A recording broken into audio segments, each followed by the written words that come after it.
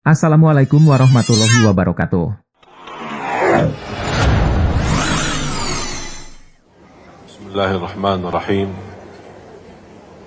Assalamualaikum warahmatullahi wabarakatuh.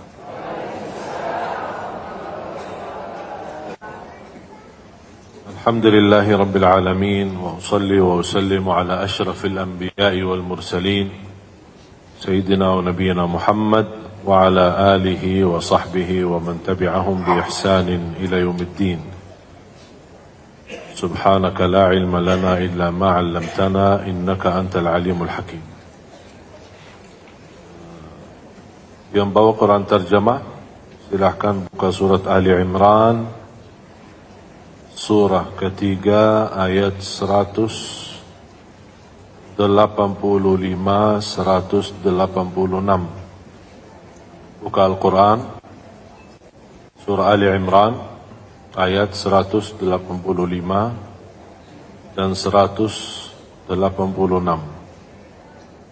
A'udzu billahi minasy syaithanir rajim.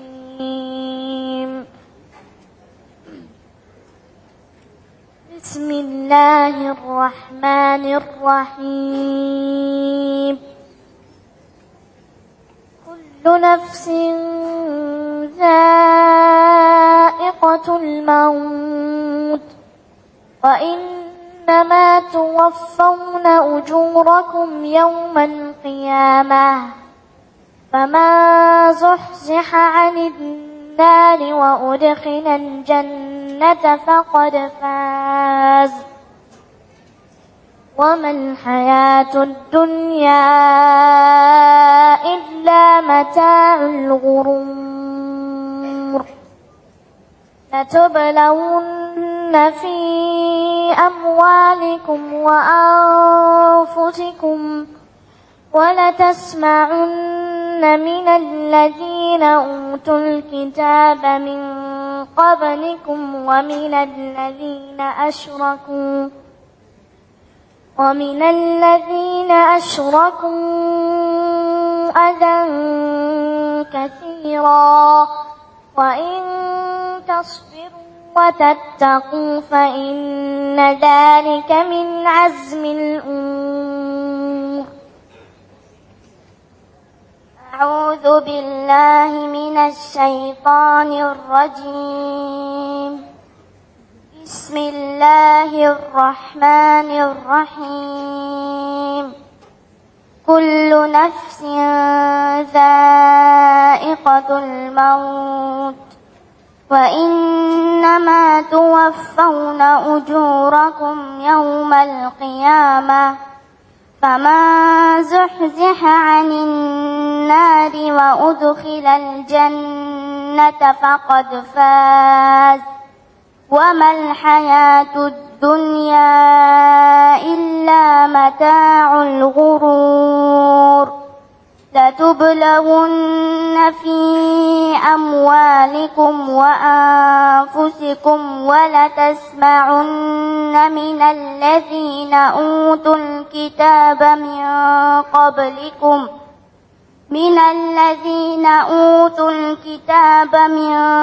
قبلكم ومن الذين أشركوا أذى كثيرا وإن تصبروا وتتقوا فإن ذلك من عزم الأمور. صدق الله العظيم. Alhamdulillah. Dari tadi dirayu anak-anak ini untuk membaca, tapi mereka tidak mau. Jadi harus tunggu saya. Dan mereka kalau sama saya memang turut luar biasa. Malah sama bapaknya aja tidak mau.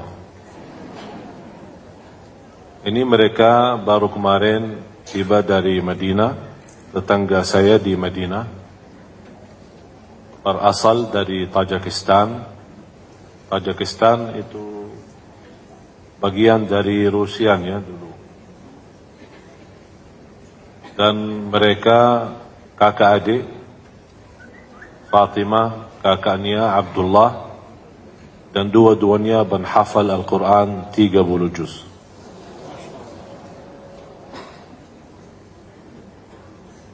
Mudah-mudahan anak-anak kita, cucu-cucu kita bisa menjadi seperti mereka.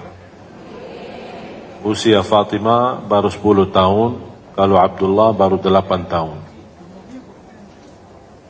Dan ini salah satu Abdullah termasuk bukan hanya sebagai penghafal, tapi beliau sudah mendapatkan yang dinamakan di ilmu Al-Quran, dinamakan ijazah dan sanad, menjadi bacaannya bukan hanya hafalannya benar, tapi bacaannya betul benar. Bahkan ditugaskan mengajar anak-anak di Masjid Nabawi. Dan Alhamdulillah ini langsung ditandatangan Syekh Dr. Abdul Muhsin Al-Qasim, salah satu imam besar Masjid Nabawi di sana. Bismillahirrahmanirrahim. Setiap yang bernyawa akan merasakan mati, dan hanya pada hari kiamat sajalah diberikan dengan sempurna balasanmu. Barang siapa dijauhkan dari neraka dan dimasukkan ke dalam surga, sungguh dia memperoleh kemenangan. Kehidupan dunia hanyalah kesenangan yang memperdaya. Berarti di ayat ini Allah menjanjikan kesempurnaan pahala. Betul? Ada 3 amalan yang menjaminkan kesempurnaan pahala. Dan Allah sudah menerangkan secara jelas di surah Fatir, surah 35, ayat 29 dan ayat 30. Silahkan juga kita ikatkan antara ayat yang dibacakan oleh Abdullah sama Fatimah tadi dengan ayat ini. Di surat Fatir, ayat 29, surah Fatir, surah 35, ayat 29 dan 30. Mohon dibacakan juga terjemahannya. Ada 3 amalan yang Allah gambarkan terjamin dalam 3 amalan kesempurnaan pahala. Yang barusan saja di ayat surah Ali Imran, Allah sudah menjanjikan kesempurnaan pahala hanya diberikan di hari kiamat. Di antaranya kesempurnaan pahala adalah diselamatkan dari neraka jahanam, itu termasuk setinggi-tinggi kesempurnaan pahala. Diselamatkan dari neraka jahanam dan dimasukkan ke dalam surga. Dan itulah termasuk peruntungan yang sangat luar biasa. Kalau Allah sudah menjanjikan di antara kesempurnaan pahala dari selamat dari neraka dan dimasukkan dalam surga, berarti di bawah itu jauh lebih mudah bagi Allah. Kalau Allah sudah menerangkan setinggi-tinggi sempurna pahala selamat dari neraka jahanam. Dan saya yakin semua Bapak Ibu harap selamat dari neraka jahanam. Kalau Allah jamin kita selamat dari neraka jahanam, yang termasuk salah satu ancaman azab besar adalah neraka jahanam. Kalau terjamin selamat dari neraka jahanam, berarti selamat dari segala keburukan yang di bawahnya. Kalau yang sudah terbesar musibah besar, yang terbesar ancaman besar, kita sudah dijamin selamat, berarti apalagi yang lebih bawah lagi. Keburukan, ujian, musibah, fitnah, rumah tangga hancur, anak yang susah turuti orang, semua termasuk bermasalahan dalam kehidupan kita. Kalau Allah sudah berkenan menjaminkan selamat dari neraka jahanam, apalagi hal-hal yang lain, hal-hal kecil. Tapi dalam 3 amalan. Silakan. Surat ayat berapa, Ustaz? 29 dan 30. Bismillahirrahmanirrahim. Sesungguhnya orang-orang yang selalu membaca kitab Allah, Al-Quran, dan melaksanakan sholat dan menginfakkan sebagian rizki yang kami anugerahkan kepadanya dengan diam-diam dan terang-terangan, mereka itu mengharapkan perdagangan yang tidak akan rugi. Perdagangan yang tidak akan rugi. Memang ada berdagangan yang terjamin tidak rugi? Ada enggak yang bisa jamin ikut bisnis bersama dan kita minta jaminan tidak merugi? Berani enggak dia kasih jaminan? Bu, kita berbisnis, untung alhamdulillah, kalau rugi ya sama-sama rugi. Ada yang jamin? Tidak ada. Kita bismillah, dengan berkahnya Allah kita berbisnis sama. InsyaAllah kalau berhasil, kita bagi hasil. Tapi kalau rugi, sama-sama rugi. Tapi ada satu penawaran bisnis yang tidak ada ruginya. Itu tawaran dari siapa? Dari Allah. Percaya enggak sama Allah? Yang benar. Mudah kita berkata percaya, tapi susah mempraktiknya. Masalah percaya sama Allah bukan hanya ucapan. Karena Allah subhanahu wa ta'ala tidak menunggu ucapan. Allah tidak peduli siapa kita, Allah tidak peduli nama kita, Allah tidak peduli turunan kita, pakaian kita, jabatan kita, Allah tidak pedulikan. Yang Allah pedulikan isi hati kita dan amalannya. Orang berkata hatiku baik, yang penting hatiku baik. Kalau memang hatinya baik, apa bukti amalannya? Kalau hati baik itu raja tubuh badan hati. Kalau hati baik pasti seluruh amalannya jadi baik. Tapi kalau terlihat amalannya tidak baik berarti terbukti hatinya belum. Allah menawarkan perdagangan yang tidak ada rugi. Melalui tiga amalan. Yang pertama, mereka senantiasa membaca. Silahkan Bapak Ibu bertanya diri, berapa hari lewat belum baca Quran? Saya selalu hiburkan kepada jamaah, tolong jangan lewat 1 hari belum baca Al-Quran. Sibuknya bagaimanapun kesibukannya, paling tidak 1 ayat. Dan saya yakin 1 ayat tidak berat. Berat enggak 1 ayat? Tidak berat. A'udzu billahi minasyaitonir rajim. Bismillahirrahmanirrahim. Idza waqa'atil waqi'ah. Shadaqallahu alazim. Susah enggak? Apalagi kalau disertai dengan terjemahan artinya. 1 ayat. Tidak menghabiskan tenaga, tidak menghabiskan waktu, tidak menghabiskan fikiran. 1 ayat. Dan boleh habis kita baca 1 ayat, selama masih kita ingat, boleh dipakai di sunnah qabliyah ba'diyah kita. Walaupun 1 ayat. Rasulullah SAW suka salat sunnah dengan 1 ayat. Jadi tidak harus mulai 1 surah dan selesai surah itu. Tidak harus itu. Mau salat fardu maupun salat wajib. Tapi daripada qulhu mulu, kita ganti-ganti. Ada ayat yang baru. Apa ayat yang baru? Alhamdulillah saya berhasil hafal 5 ayat Yasin.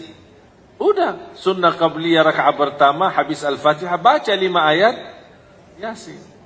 Kalau kira-kira ada yang tertinggal dan belum ada yang bisa diingat, misal 3 ayat terus selanjutnya, oh ya Allah kemana habis, lupa ya, langsung dah usah lama-lama, Allahu Akbar, rukuk, dah usah fikir, udah rukuk, lupa, biarin aja.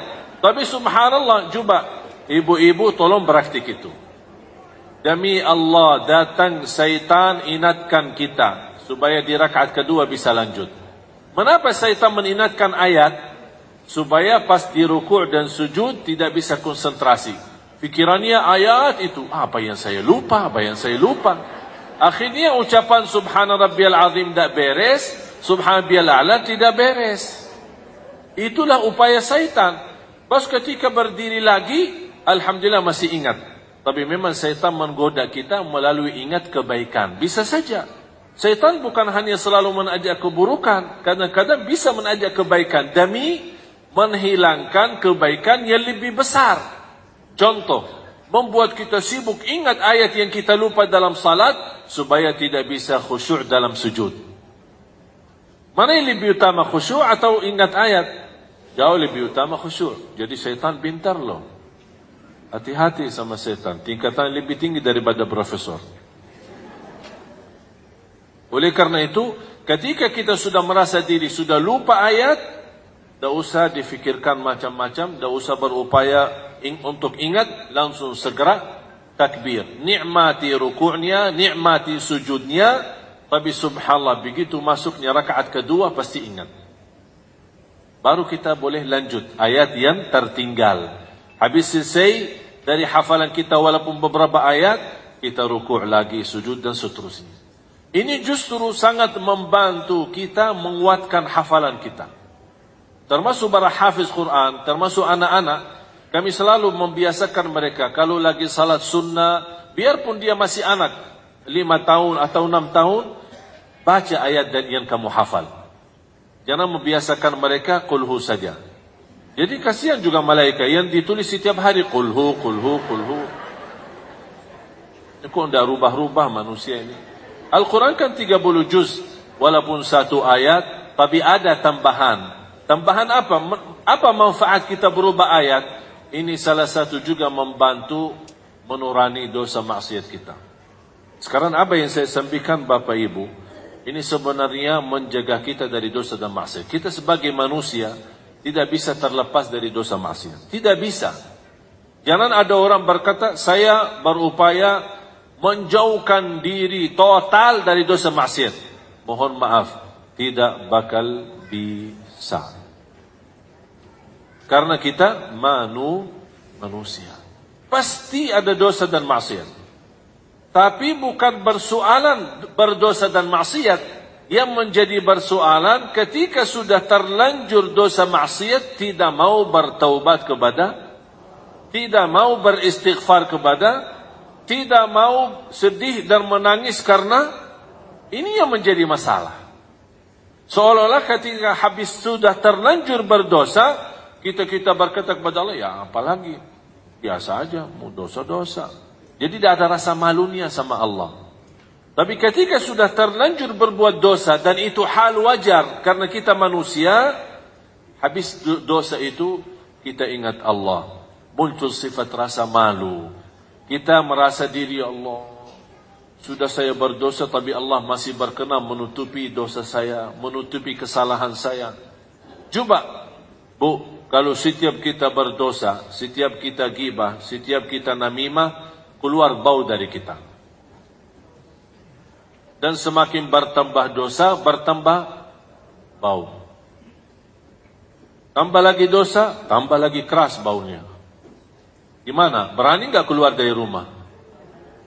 Kenapa? Terlalu bau. Masalahnya keras baunya itu kita sendiri tidak bisa rasain, tapi yang di sekitar kita malah bisa merasakan. Bisa dicium sama orang. Terus apa? Tapi subhanallah, salah satu tanda Allah sayang dan kasih rahmat untuk kita semua, tidak terlihat tanda dosa maksiat itu. Padahal bisa saja orang baru semalam saja habis dosa maksiat, tapi Allah menutupi dosa itu. Ini tanda apa? Kalau Allah berkenan menutupi, Allah memberikan pesan kepada kita. Semalam saja aku menutupi dosamu. Kapan kamu meminta maaf? Dikasih waktu. Sampai ada satu riwayat, ketika seorang manusia berdosa, Allah bertahankan malaikat yang menulis dosa maksiat. Jangan tulis dulu, sebentar. Kenapa ya Allah? Barangkali dia malu dan taubat. Kalau sudah taubat, berarti yang tertulis kebaikan, bukan dosa. Beda kalau kita berbuat kebaikan, Allah perintahkan malaikat segera tulis kebaikan itu. Subhanallah. Begitu rahmat Allah untuk kita semua. Jadi tolong memperhatikan, rutin membaca Al-Quran. Yang tidak bisa baca, silahkan dengar. Melalui murattal kita, melalui HP kita, melalui kaset kita. Kan semua sekarang HP-nya ada isinya Al-Quran. Silahkan sambil bawa mobil kemana-mana, dengar. Ada handsfree, kita naik bis, kita naik motor, kita jalan kaki. Walaupun ada ada orang yang sambil jalan belum tentu bisa merasa nikmatnya khusyuk atau bisa khusyuk maksimal mendengar Al-Quran, tidak apa-apa. Setidak-tidaknya kita simak, ada yang kita dengar kebaikan, apalagi mendengar kalamullah, terhitung setiap satu huruf 10 kebaikan. Apalagi coba, kalau kita dari pagi terus sepanjang jalan kita simak Al-Quran, dengar Al-Quran. Kira-kira mau berdosa sambil dengar Al-Quran? Tidak mungkin. Apakah kita berani bermacam kata yang kotor sambil mendengar Al-Quran? Ini salah satu menjaga kita dari maksiat dan dosa.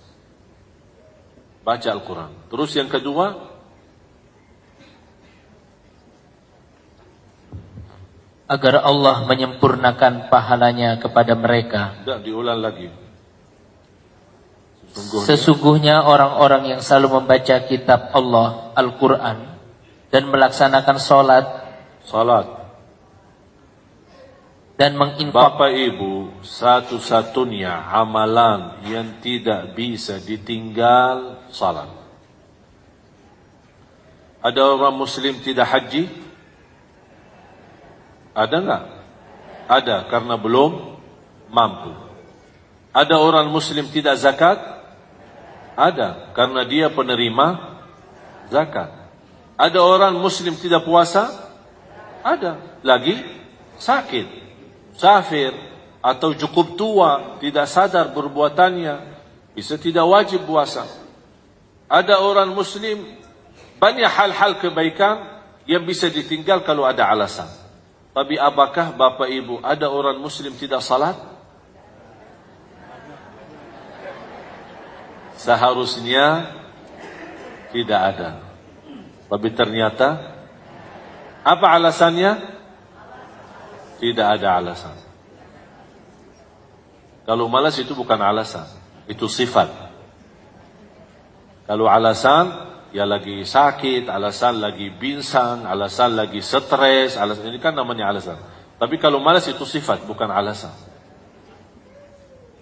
Satu-satunya ibadah yang tidak boleh ditinggal salat. Tak boleh berdiri, duduk. Tak boleh duduk, berbaring. Bukan tidur. Salat tidur. Tak bisa wudu, tayammum. Tak bisa salat tepat waktu, jamak. Tak bisa jamak, qasar. Bahkan dalam kondisi perang, yang namanya perang, Allah wajibkan yang dinamakan salat al-khawf, salat ketakutan. Karena dalam kondisi perang, jadi separuh tentara militer, separuhnya salat, separuhnya menjaga. Begitu selesai mereka satu rakaat, terganti orang yang menjaga lanjut satu rakaat. Ini memang ada cara khusus. Untuk apa Allah memberikan tanda? Supaya tidak ada alasan kalau dalam keadaan ketakutan wajib salat. Walaupun dengan cara sederhana seperti salat khauf. Apalagi kalau dalam keadaan aman.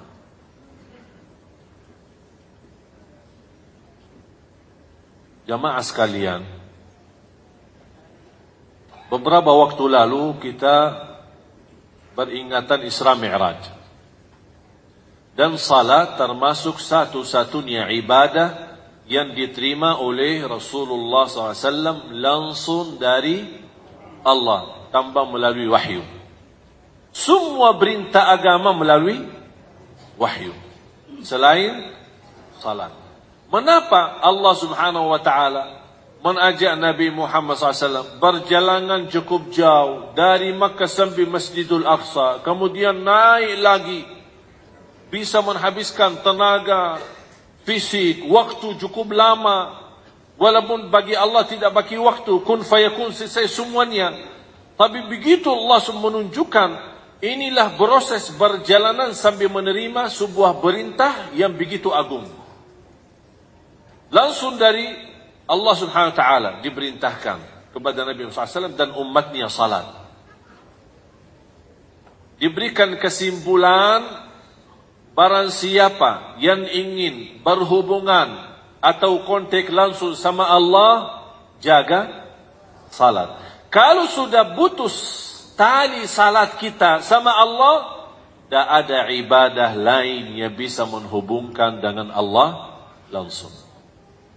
Karena satu-satunya ibadah yang berhubung langsung sama Allah itu salat. Kalau salatnya putus, artinya tidak salat sama sekali, atau banyak bocor, salat kadang-kadang tidak, kalau lagi senang salat, kalau lagi galau tidak salat, berarti tali hubungan kita sama Allah sudah putus. Kira-kira apa lagi yang bisa dihubungkan sama Allah lagi? Tidak bisa, tidak ada. Bahkan ulama menjelaskan, Bapak Ibu, pernah dengar nggak ketika saya pernah bertanya, kalau ada seorang muslim tidak salat, dia langsung kaget guru saya. Dia langsung bertanya kembali kepada saya, emang ada orang muslim tidak salat? Heran, dia bingung, ada orang muslim tidak salat? Saya bilang ada. Beliau menjawab, kalau ada orang muslim terbukti tidak salat sama sekali ketika dia meninggal dunia, tidak boleh dimandikan, tidak boleh disalati, tidak boleh dimakamkan di kuburan orang Islam, karena dia bukan Islam lagi. Masalah kalimat syahadat itu urusannya sama Allah, tapi secara hukum di Islam, yang tidak salat sudah memputusi hubungan Islam sama Allah Subhanahu wa taala. Hati-hati. Bukan main-main masalah salat. Bahkan dia termasuk satu-satunya ibadah yang tidak bisa ditinggal dalam alasan apapun, kecuali kalau sudah murtad. Paham tak murtad? Keluar dari Islam. Kalau sudah keluar dari Islam, ya udah tidak ada wajib salat. Atau sudah, paham kan? Alhamdulillah paham. Kalau sudah gila, tidak ada wajib salat. Atau kalau sudah mati, kalau sudah dikubur, sudah tidak ada wajib salat lagi. Dan berapa banyak orang muslim yang sedang dalam keadaan gila. Oleh karena itu, tolong jamaah sekalian, kita memperbaiki hubungan kita sama Allah melalui salat. Itu salat bisa kontak langsung sama Allah. Sampai Allah memberikan pesan melalui cerita Isra Mi'raj, barang siapa yang ingin berhubung langsung sama aku, kata Allah, salat. Ini tidak bagi malaikat, tidak bagi wali, tidak bagi nabi, tidak bagi siapa-siapa. Ini langsung sama Allah Subhanahu wa taala. Yang ketiga,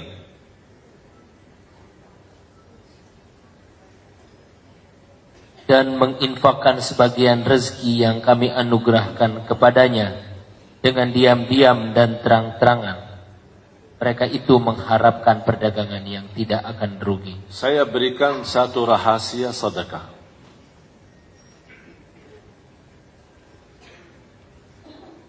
Sedekah, saya pernah bahas sedekah subuh. Masih ingat? Sedekah subuh. Mudah-mudahan masih terus berjalan. Masih jalani belum? Ya, tolong dijaga sedekah subuh. Mengapa sedekah subuh? Saya sudah jelaskan, karena ada doa malaikat mendoakan setiap subuh, ya Allah berkahi dan ganti yang lebih besar. Yang kedua, doa Nabi Muhammad mendoakan ibadah kita di subuh hari. Di antaranya sedekah.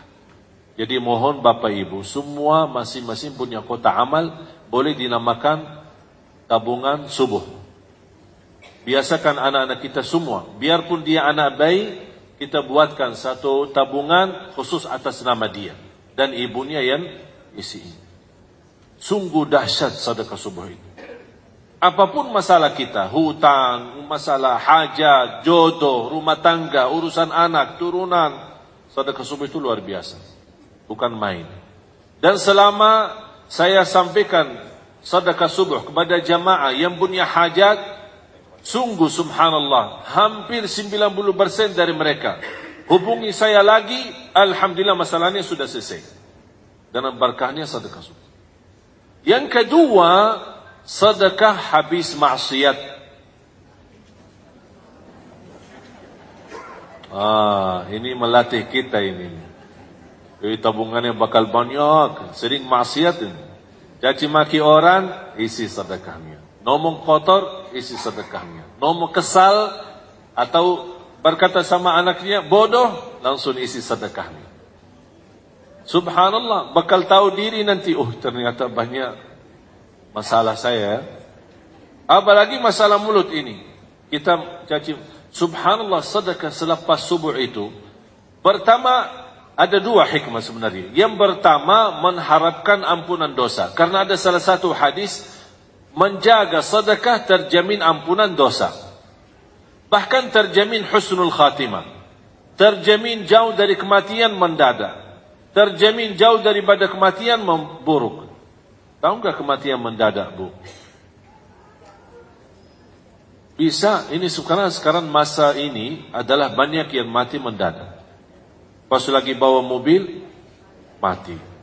Pas mau kemana, mati. Pas lagi duduk, mati. Pas lagi, syukur-syukur kalau dia mati mendadak, tapi dalam keadaan membaca Quran. Atau membaca salat, atau apa. Jadi tolong, ketika ibu merasa diri berbuat salah, merasa diri berbuat dosa, langsung isi tabungan. Boleh dinamakan tabungan sedekah dosa. Dosaku ini, tabungan dosaku. Diganti dengan uang. Setiap dosa diganti dengan uang. Untuk apa? Terjamin ampunan dosa. Yang kedua, mendidik diri. Ini latihan untuk hawa nafsu. Nafsu ini. Kalau mau dosa lagi, kena denda loh. Apa dendanya? Sedekah. Setiap mau, lama-lama jiwanya. Karena jiwa itu suka harta. Ketika dia melihat setiap kita berdosa, harta itu malah dikeluarin sedekah lillahi ta'ala, lama-lama dia mulai berhenti. Ini salah satu cara yang kami dapat belajar sejak kecil. Dan subhanallah sangat berhasil untuk menjauh kita dari maksiat dan dosa. Dan alasan yang ketiga, melalui sedekah yang kita berikan kepada Allah di saat dosa maksiat itu, kita mengharap dan memohon melalui sedekah, itu namanya tawassul bil amali salih. Tawassul dengan amal salih. Di antaranya sedekah. Ya Allah, dengan sedekah ini mudah-mudahan dosa ini, saya mohon ya Allah jangan terulang lagi. Ya Allah, mudah-mudahan saya supaya tidak terjumus lagi dalam dosa itu. Kalau terulang lagi, isi lagi sedekah. Dan memohon lagi sama Allah subhanahu wa ta'ala. Supaya melalui berkah sedekah ini, ya Allah jauhkanlah, saya tidak mau lagi berbuat dosa ini. Pasti ada satu-satunya sedekah yang kita keluarkan, pasti ada satu kali yang ikhlas, yang tulus dari hati. Dan ucapan juga yang tulus dari hati, Allah kabulkan langsung, selesai masalah dosa dan maksiat itu. Ini subhanallah, jujur saja saya sendiri ada beberapa hal yang belum mampu saya tinggalkan. Tapi dengan cara ini, alhamdulillah Allah SWT memberikan kemudahan, bisa saya selesai keburukan dan kesalahan saya. Mudah-mudahan saya harap juga ampun dari Allah SWT. Coba bayangkan kalau kita bisa betul jaga sedekah selepas dosa maksiat itu, subhanallah luar biasa dahsyat. Saya ada satu cerita. Bagaimana sedekah juga menjaminkan husnul khatimah. Ada seorang, termasuk seorang pendakwah, seorang ulama berdakwah di kota Madinah, cukup terkenal. Beliau pernah menyampaikan sebuah cerita, peristiwa, satu cerita, peristiwa bersama dia sendiri. Kata beliau, saya pernah bermimpi. Dalam mimpi itu saya melihat nomor HP seorang dengan nama, HP dan nama. Dan ada sebuah suara panggilan di dalam mimpi itu, hubungi orang itu dan ajak dia umrah. Dia kaget. Malam pertama sadar bangun, ya biasa-biasa aja. Tidak ada respon. Malam yang kedua sama, terulang lagi. Malam yang ketiga terulang lagi. Sampai 3 kali. Nama jelas, nomor HP jelas, hubungi dia dan ajak dia umrah. Kata ulama itu berdakwah, akhirnya di hari yang keempat saya telepon. Sebelum saya telepon, Di fikiran saya barangkali ini seorang saleh, seorang apalah punya kelebihan, tapi dalam kondisi susah atau miskin, belum mampu umrah. Jadi Allah SWT punya berbagai macam cara. Kun fayakun, Allah berikan, mengajak orang lain bisa menjadi rizki buat kita. Itu fikirannya. Telepon, Assalamualaikum fulan, ya fulan. Betul, sesuai nama yang ada di dalam mimpi. Tolong alamatnya di mana, saya ingin bertemu. Boleh, kasih alamat, ingin ketemu. Begitu dia tok pintu, dibuka pintu sama orang biasa-biasa aja. Tidak ada istilahnya kalau di Arab, yang apa jenggotnya besar, atau apa bakannya putih. Enggak, biasa aja. Orang-orang istilahnya kalau kita bisa bilang orang awam lah. Bukan orang ulama, bukan orang kiai, bukan orang terlihat ada tanda-tanda kesalehannya. Dia kaget. Maaf, ini Bapak Fulan? Ya, betul. Ini nomornya HP ini? Ya, betul. Ada apa? Dia bingung mau menyampaikan bagaimana ini. Orangnya nampaknya biasa-biasa aja. Habis itu karena ini sudah mimpi dan itu ada pesan, dia sampaikan. Jujur saja saya melihat mimpi 3 kali. Diperintahkan, diajak kamu umrah. Dan bukti ini nomor HP dan ini nama. Kata beliau sebentar. Masuk ke dalam, balik lagi. Boleh ajak saya umrah, tapi ada satu syarat. Dia tinggal di Madinah. Satu syarat. Hari ini berangkat dan pulang hari ini. Itu syaratnya. Dia kaget. Nampaknya orang biasa aja. Kayaknya tidak mau lama. Kalau orang saleh biasanya suka lama. Suka lama di tanah suci. Mau apa itu? Keburu pulang. Kalau ada umrah bisa 1 tahun umrah, ya enak daripada 9 hari travel. Mau nggak 1 tahun umrah? Tapi biaya sama dengan 9 hari. Kamu bayar 1 tahun. Tapi subhanallah, banyak jamaah kita yang mendapatkan kemudahan bisa ke tanah suci, tapi terlihat mereka banyak di pasar daripada di masjid. Sibuk belanja. Karena dia tidak merasa nikmat dapat kemudahan ke tanah suci. Beda sama orang yang sepanjang hidupnya berdoa. Kalau sudah 2 kali, 3 kali sudah tak jadi biasa, kebiasaan. Itulah ibadah yang kebiasaan, itu bahaya. Beda sama ibadah, ada rasa merindukan Ka'bah, merindukan makam Rasulullah SAW, merindukan Masjid Nabawi, merindukan. Beda rasanya. Habis itu sepakati itu dan diajak umrah. Tahu-tahu kata ulama itu, tahu-tahu saya temani perjalanan biasa-biasa aja sampai ke Makkah. Mampir ke Miqat di Madinah bin Ali sana, ganti baju di sana, ihram semua segala, terus lanjut perjalanan sampai ke Makkah. Begitu langsung sampai Makkah, langsung cepat-cepat, ayo cepat-cepat, kita mau cepat pulang. Itu bahasanya. Terus tawaf selesai, Safa Marwah selesai, cukur, tahallul, lepas ihram, pakai baju, udah ya, ayo yuk kita pulang. Astagfirullah, kaget. Apa rahasia di belakang orang itu? Pas begitu kami jalan kaki menuju ke parkir mobil untuk siap-siap pulang. Tiba-tiba orang itu, maaf, saya mau balik lagi ke masjid. Astagfirullah. Oh sebentar, cepat sebentar mau balik lagi. Sebentar aja, saya ada keinginan segala tahu muncul di dalam hati saya, ingin sekali mau salat 2 rakaat. Dari tadi bisa salat, bisa nikmat. Oh cepat-cepat pulang, sekarang mau balik lagi. Udahlah, terserah mau. Tapi tidak apa-apa kalau mau nginap. Tidak, salat 2 rakaat langsung pulang. Udah, terserah, ikutin. Pas dapat. Apalagi kalau musim lagi sepi, habis haji. Biasanya habis haji langsung sepi banget. Pas sampai ke sana, habis cium Al-Hajarul Aswad, kemudian dia salat di depan Ka'bah. Salat 2 rakaat. Kata ulama itu saya perhatiin. Salat pertama, baca ruku, sujud. rakaat kedua berdiri, ruku' dan sujud. Pasti sujud yang terakhir lama sujudnya.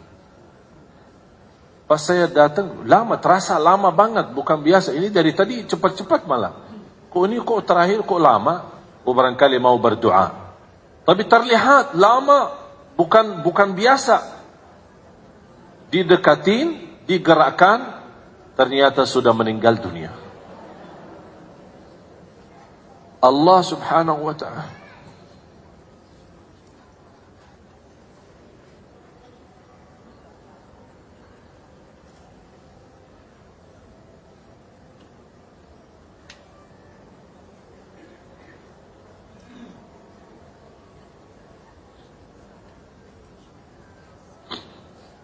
Allah subhanahu wa ta'ala mengantarkan orang melalui mimpi untuk menjemput ke husnul khatimah.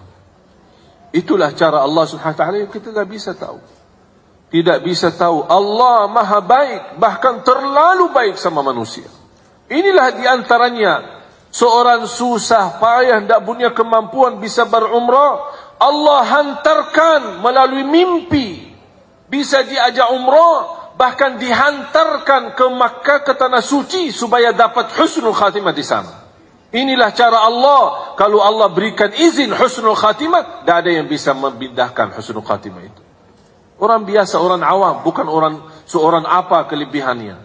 Habis meninggal dunia, dia kembali langsung ke Madinah, bertemu keluarganya. Apa cerita di belakang ini orang?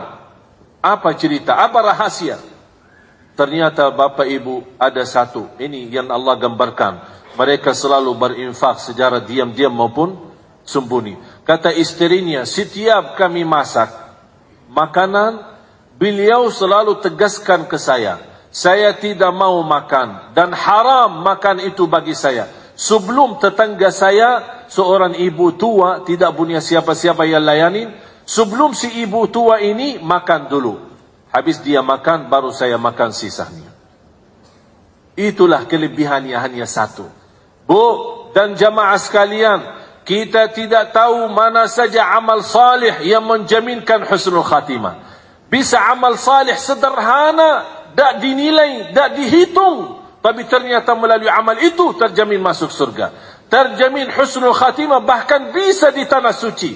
Walaupun kita orang di Indonesia, Allah punya berbagai macam cara. Ini semua dunia dan segala isinya Allah yang atur.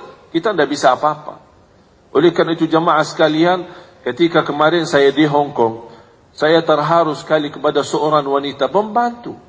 Baru saja saya dapat dengar berita dia kembali ke tanah air, nikah, kemudian kembali lagi ke Hong Kong bekerja. Pas kemarin saya mengisi acara bersama imam besar Masjid Qiblatain di Hong Kong, ada seorang ibu itu datang kepada saya sambil menangis. Dan dia menyerahkan mas kawin. Dia berkata, ini mas kawin sedekahku untuk tunanetra di Indonesia. Seorang pembantu yang baru saja nikah, belum menikmati mas kawinnya, dia sudah mensedekahi. Bahkan ada satu lagi di antara mereka yang menjadi tenaga kerja. Mereka pergi ke sana tinggalin keluarga istri karena dia butuh mencari nafkah dari rezeki. Dia mengikhlaskan gaji 1 tahun. Dan dia mohon kepada saya, mohon diterima. Saya berdoa, ya Allah, mohon diterima mereka ini. Inilah kadang-kadang jamaah sekalian, ada amal salih yang kita tidak pernah hitung, tidak pernah kita fikirkan, tapi ternyata melalui amal salih itu bisa membahagiakan orang lain, bisa berguna bagi orang lain. Wallahi, dengan kun fayakun, Allah berikan pahala yang begitu luar biasa. Dan itulah penjelasan ayat yang terakhir. Sebelum saya tutup doa, tolong bacain arti ayat terakhir. Agar Allah menyempurnakan pahalanya kepada mereka dan menambah karunia-Nya. Dan menambah karunia. Inilah karunia yang tidak dijelaskan di sini. Inilah karunia yang tidak dijelaskan di sini. Mengapa? Karena Allah yang menentukan karunia itu seperti apa. Bisa saja sebagaimana cerita yang tadi saya ceritakan. itulah. Tapi Allah jamin ada tambahan karunia. Tapi seperti apa karunia? Bisa meninggal di hadapan Ka'bah, bisa meninggal pas lagi baca Quran, bisa meninggal pas lagi, itu semua urusan Allah. Yang membuktikan dan membuat saya yakini tambahan karunia pasti bakal dahsyat, pasti bakal menenangkan hati, itu tutupan ayat. Innahu, sesungguhnya Allah Maha Pengampun, Maha Mensyukuri. Mengapa di sini Allah berkata Maha Pengampun dan Maha Mensyukuri? Maha Mengampun ketika kita berupaya beramal, masih ada kekurangan, mudah-mudahan diampuni Allah. Berarti soal kekurangan jangan khawatir, pasti diampuni. Yang penting kita niat baik lillahi. Tapi kenapa habis Maha Mengampun dibawakan kata Maha Mensyukuri? Apa hubungannya? Apa arti Maha Mensyukuri? Asy-Syakur kan salah satu nama Allah Al-Husna, Asy-Syakur. Artinya Maha, itu bahasa Indonesia. Tapi beda artinya dalam bahasa Arab. Dan selalu saya terangkan, belum ada bahasa yang mampu menerangkan rahasia kata dan Asmaul Husna selain bahasa Arab sendiri. Kalau selain bahasa Arab itu mampu terjemahin, tapi belum tentu sempurna artinya dan maksudnya. Asy-Syakur, bahasa Indonesia Maha Mensyukuri. Kalau lebih sempurna dalam bahasa Arab, Asy-Syakur alladhi yu'til ajra al-kathir bil amal al-qalil. Asy-Syakur yang memberikan pahala yang banyak dengan amalan yang sedikit. Contoh, dibanding orang yang memberikan makanan kepada tetangganya yang tua dan susah sebelum dia makan, kira-kira amalannya biasa enggak? Berat enggak kita bagi makan? Biasa ya? Tidak terlalu, misal bangun masjid habis ratusan miliar, terlihat mana yang lebih besar? Masjid ratusan miliar atau berikan makanan kepada orang butuh? Masjid ratusan miliar, ini nilai kecil kalau untuk bagi. Apalagi kalau buk nasi aja cuma 15.000, cuma 20.000. Tapi tidak ada nilai di fikiran kita. Inilah artinya syakur, memberi amalan yang besar dengan memberikan pahala yang besar dengan amalan. Buktinya orang itu mendapatkan husnul khatimah di Masjidul Haram, di hadapan Ka'bah, hanya dengan amalan yang memberikan makanan kepada orang lain. Kita tidak tahu mana amal salih yang menjaminkan husnul khatimah dan menjaminkan masuk surga. Oleh karena itu jamaah sekalian, tadi saya membuka, kami memperjuangkan Al-Quran untuk anak-anak Indonesia. Seperti mereka kita mendatangkan syiar. Saya harap ini bukan perjuangan saya dan keluarga, tapi saya mengharapkan semuanya bisa terlibat. Semuanya ayo kita sama-sama berjuang. Saya tidak mau membawa pahala sendiri, tapi saya yakin kalau kita semua terlibat dalam kebaikan, walaupun sedikit, Allah Maha melihat keadaan kita. Allah Maha mengetahui, apalagi bantuan kita ini untuk Al-Quran. Mudah-mudahan semua yang punya niat baik, dukungan bantuan, dan saya mohon sekali lagi jangan lupa mendoakan supaya syiar Al-Quran ini terus berjalan. Cita-cita saya, walaupun belum Allah izinkan saya punya panjang umur, tapi saya bercita-cita sebelum meninggal dunia bisa menghasilkan jutaan anak-anak penghafal Al-Quran. Saya sudah mensusunkan programnya dan sudah saya susunkan targetnya. InsyaAllah 5-10 tahun bisa menghasilkan 8 juta anak-anak Indonesia hafiz Quran. Dan insyaAllah saya mau menunggu kesempatan untuk mendapatkan izin supaya program ini bisa bergerak di seluruh Indonesia, bukan hanya di Jakarta. Mudah-mudahan bantuan doa antum sekalian di waktu tahajudnya, di waktu salatnya pasti sangat berguna, karena saya tidak tahu siapa di antara kita yang diijabah doa.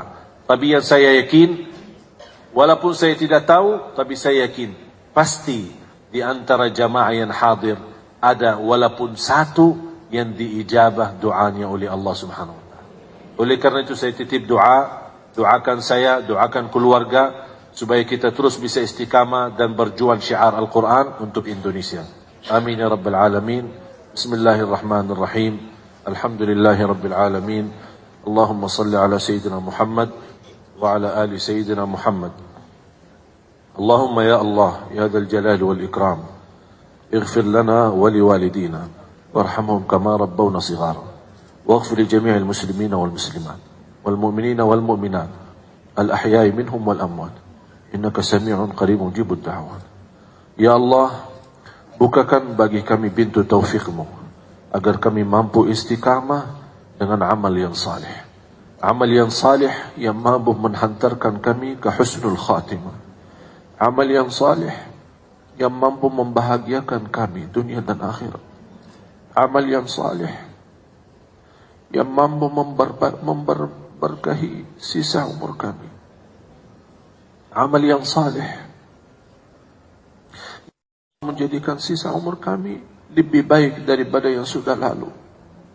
Ya Allah, kami tidak tahu mana amal saleh yang menjaminkan kami selamat dan bahagia dunia akhirat.